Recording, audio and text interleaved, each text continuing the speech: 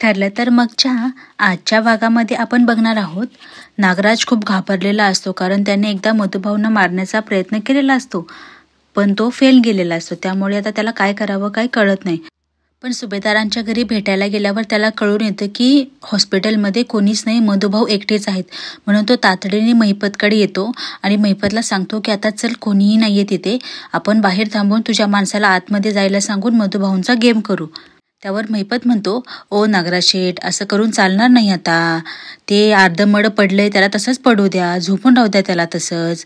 कसं आहे, त्याला आत्ता जर आपण वर पोचवलं तर प्रिया किती शातीर मुलगी आहे हे तुम्हाला माहिती आहे ना. तिच्या डोक्यावर चांगली तलवार ठेवायला पाहिजे. त्यामुळे तुमची ती अर्ध्या मेंदूची प्रतिमा आणि हे अर्धमड पडलेलं मधुभाऊ ह्यांना असंच राहू द्या तुमच्या डोक्यातनं. आता सध्या ह्या गोष्टी काढून टाका आणि आता विचार करायचा तर तो त्या अर्जुन आणि सायलीचा करा. आता सापळा रचायचा तर फक्त अर्जुन आणि सायलीसाठी.